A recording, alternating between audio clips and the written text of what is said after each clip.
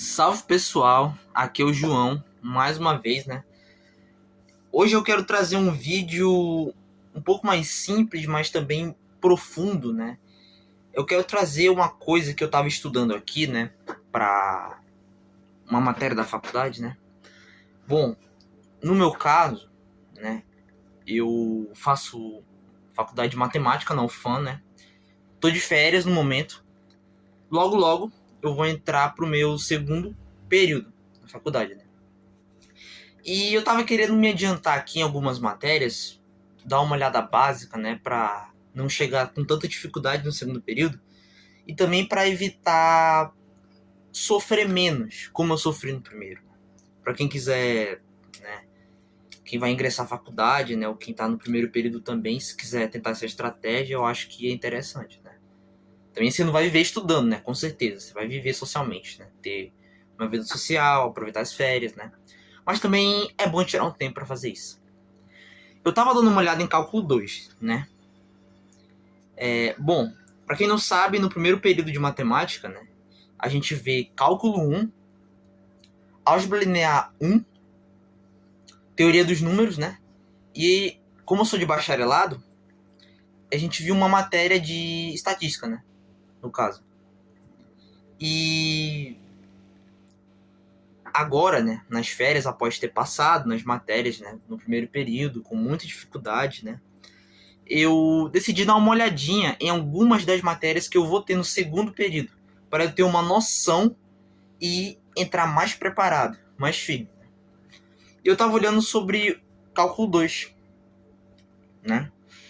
Bom, antes de falar do cálculo 2, né, a gente tem o cálculo 1, né? O que é o cálculo 1, né? O que é essa matéria de fato? Perdão. Bom, cálculo 1, para quem não sabe, ou quem já sabe, né?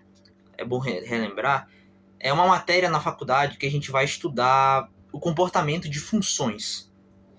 Só que, principalmente, funções um pouco mais realistas, né? O que eu quero dizer com funções realistas? Eu estou querendo dizer que são funções que se distanciam de uma função linear, né? Por exemplo, a gente vê funções do terceiro grau, quarto grau, do quinto grau, e essas funções, geralmente, não só funções acima, a gente vê também funções de seno, cosseno, funções trigonométricas, funções trigonométricas inversas, como a cotangente de x. Enfim, a gente tem vários tipos de função que a gente vê em cálculo 1, né? E a gente percebe como, no mundo real, né, as funções que representam os fenômenos, elas são mais complexas, né? Elas são diferentes das que a gente vê na escola. Elas são focadas em uma variação maior, né? Porque a gente está falando do mundo real. E o mundo real, ele tem mais variações, né? No caso. E no caso, né, de cálculo 2, a gente vai ver funções com duas variáveis. Como eu estava falando de cálculo 1 anteriormente para vocês, né, em cálculo 1 a gente estuda funções com uma variável. Que geralmente a gente usa x como uma variável independente, né? Por exemplo, pensem comigo a função x ao cubo mais 2x ao quadrado. Por exemplo, essa função ela tem como variável, né, o x.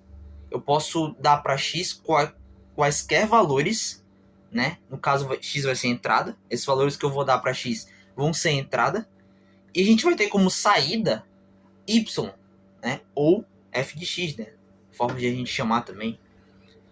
E a gente vai trabalhar com duas dimensões. X, variável independente, e y, ou f de x, variável independente.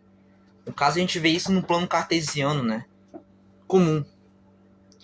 Só que em cálculo 2, eu estava dando uma olhada básica aqui, e eu vi uma coisa muito interessante, que a gente trabalha com duas ou mais variáveis. Ou seja, não é só mais uma variável. A gente vai trabalhar com duas ou até mais variáveis, né? Geralmente a gente trabalha com, no máximo, duas variáveis dependentes, geralmente, né? E uma variável dependente. para a gente poder representar isso num plano tridimensional. Para quem não sabe, né, a gente tem o plano bidimensional, o plano cartesiano, e o plano tridimensional, que representa o espaço, que a gente chama de R3, né? Bom, eu quis fazer esse vídeo porque eu vi uma coisa muito interessante, né? Como o mundo real ele é muito mais complexo do que a gente pensa. Como as coisas funcionam, os aplicativos, os programas, os sites e coisas mais assim, coisas mais profundas, elas têm um grau de complexidade, variação absurda. E é isso que o cálculo, tanto o cálculo 1 quanto o cálculo 2 estudam, né? Como eu disse, né, o cálculo 1 ele trabalha com uma variável, né? E eu poderia dar um exemplo, né, um exemplo bem básico, né, que a gente vê na escola também, o exemplo do táxi, né? Por exemplo, eu, João, tenho um táxi, né? E vamos supor que eu cobro R$ 4,90 como bandeirada, como taxa, por corrida. O preço, né? Mais 2,50 por quilômetro rodado. Então, a função matemática que eu vou expressar isso seria f de x igual a 4,90, a taxa, né? Mais 2,50 vezes x. O que seria esse x? Seria o quilômetro rodado, né? E vamos supor, se eu quisesse calcular o carro a 10 km, eu ia fazer f de 10 igual a 4,90 mais 2,50 vezes 10, por exemplo.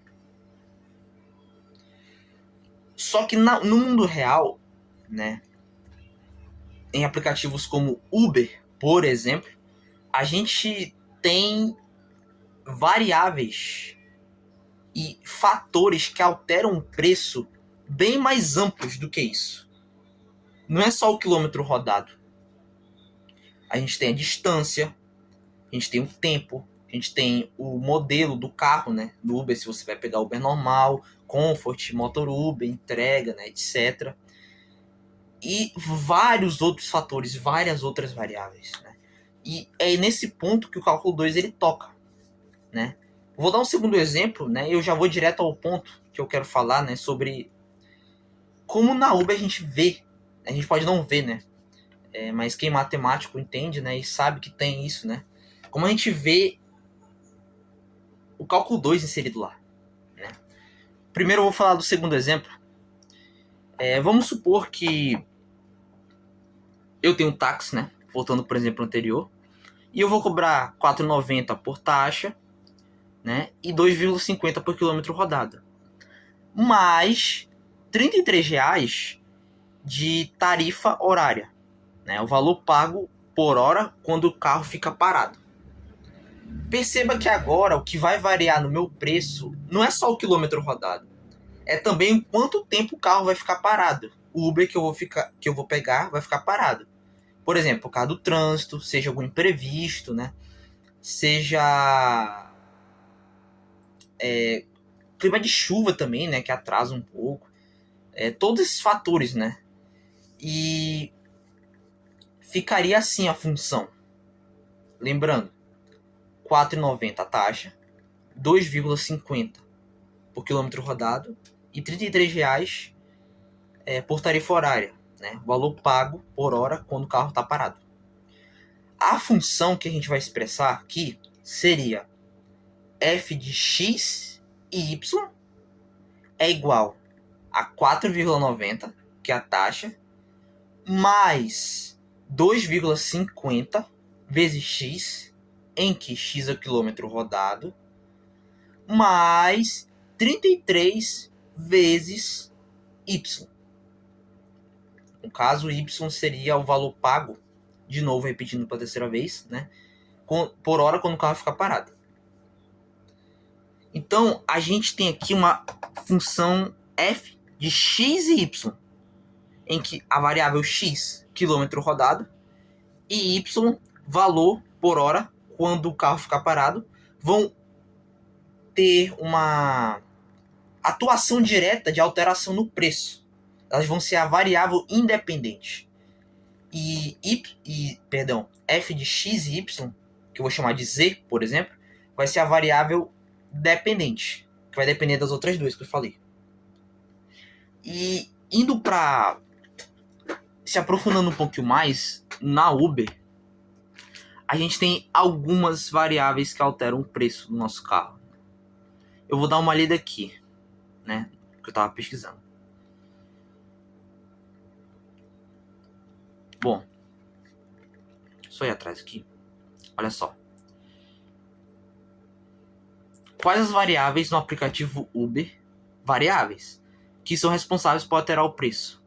A gente tem aqui a distância percorrida, tempo estimado, tarifa base e taxa fixa de reserva e paradas intermediárias. Só que a gente já tem 4 variáveis. Aí a gente tem outra que varia, né? Que entra no grupo de oferta e demanda, que tem os horários de pico, condições meteorológicas, disponibilidade local de motoristas, eventos locais de alta aglomeração. E tem vários outros exemplos, né? Como descontos, cupons, imprevistos, taxas locais adicionais, a categoria do veículo, né? Se é Uber X, Uber padrão, se é Motor Uber, se é Comfort, se é Uber Black, né? Tudo isso vai alterar o preço. A fórmula aqui é bem gigantesca, né? Eu não vou falar aqui porque vai ficar meio um pouco complicado de a gente, né, assimilar, né? Mas eu só quero trazer para vocês, né, como a gente percebe, né, que a matemática ela tá presente em tudo. Até mesmo quando tu vai pedir o Uber. Cara, é loucura isso. A gente muitas vezes não percebe, mas a matemática ela tá escondida lá. Ela tá escondida e faz uma total diferença na nossa vida. Porque dependendo do valor do Uber, ele vai ter que estar de acordo com as minhas condições financeiras, certo? Então, perceba como isso é algo assim que afeta muito a nossa vida.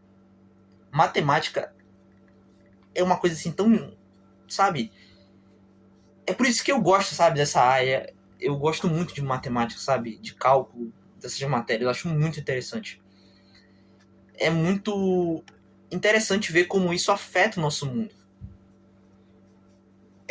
Bom, eu sei que foi um vídeo rápido. Talvez eu tenha falado um pouco rápido, né?